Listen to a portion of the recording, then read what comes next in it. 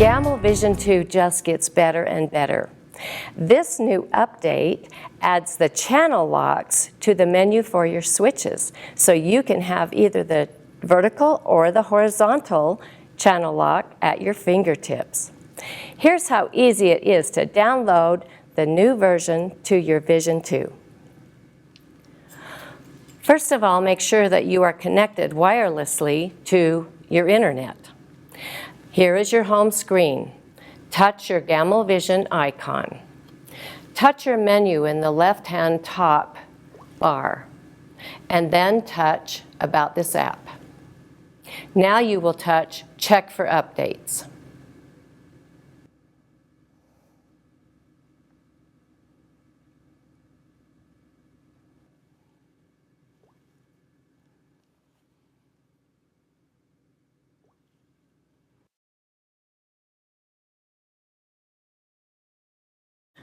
Now you have installed the new update, and you can touch A, B, C, or D, whichever toggle you want to put it on. Let's just say we're going to put it on B. And we can see that we have the V lock toggle or the H lock. That's the horizontal or the vertical. So if we touch one of those, it now changes that switch to be the horizontal lock toggle or the vertical, whichever you touch. Awesome. This update also added the icon for the single stitch. By pushing that, your machine will do a single stitch. That's really handy if you didn't have single stitch up here. If, for instance, you wanted this to be your needle position and you needed your channel lock. And of course, your start and stop, I might probably put a tie off right there. I love my tie off there. So if I wanted the single stitch, then I can still push it there. Another great feature. I've just freehanded a little heart on this piece, and I want to put 1/4 inch parallel lines all the way up in the middle of the heart. So I'm in regulated stitch, and as I come across, then my hand can just hit that channel lock, and it just turned it off, and I come up and I notice that the front of my foot is even with the next parallel line. So now I can put the lock back on, and I'm still in regulated again.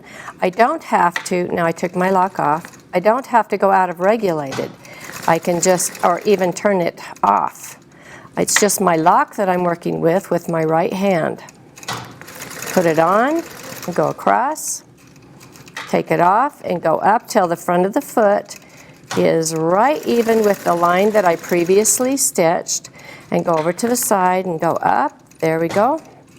It's back on. So I'm just hitting that channel lock on and off with that finger. So convenient. Oh, awesome.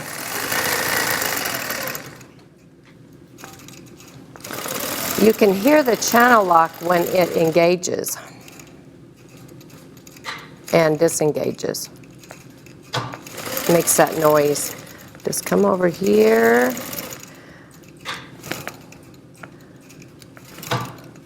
Now I'm going to have to just stitch around the top up here like this to get back over here where I need to complete that.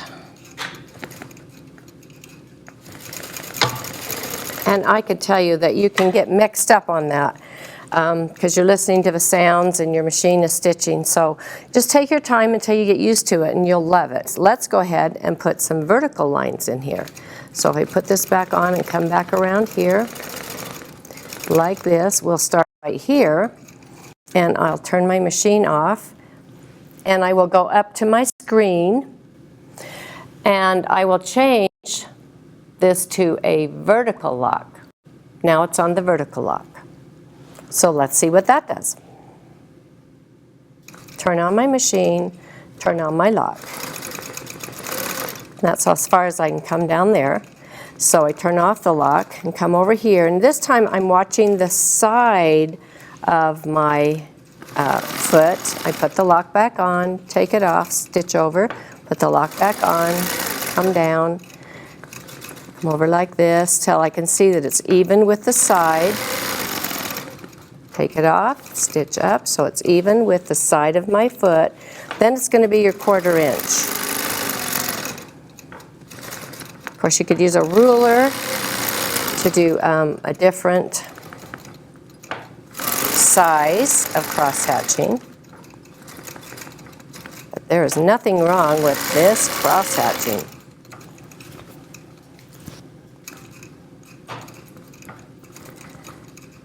Side of the foot, engage, come down. All I have to do is touch that channel lock. I can leave my machine on as I stitch across there. And when I'm finished, I will actually stitch over and around the inside of these feathers one more time, and that will clean up any of the lines that were not perfect. Notice I'm changing the channel lock without stopping the machine each time. Now I'm finished with that, so I can stitch around the inside of this again like this. This will also make the heart appear like it's in there deeper. Kind of gives it a 3D look. I'll try to do this with one hand. This is just one application. You know where to put this on your quilt. There's so many places that we want cross hatching, and we don't always have to have the diagonal cross hatching. There we go. We love it. I ended with my needle down, so you know I can just come up here and touch that feature there, and I'm ready to just come down here and cut my thread. So I could touch it on my toggle switch or up there. I'm just going to come back in here now and put some stems in here, and then I'll show you the heart when it's finished. This just adds so much. It's kind of a little thread painting.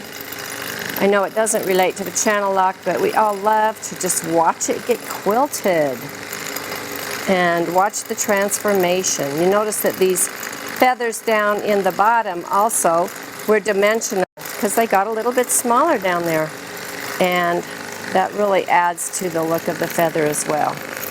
Just following that side up.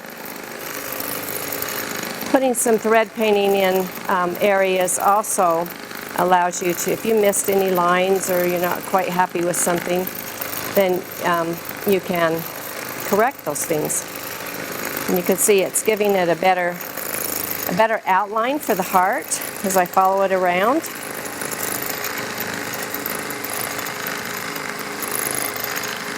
We'll put several down here, change direction.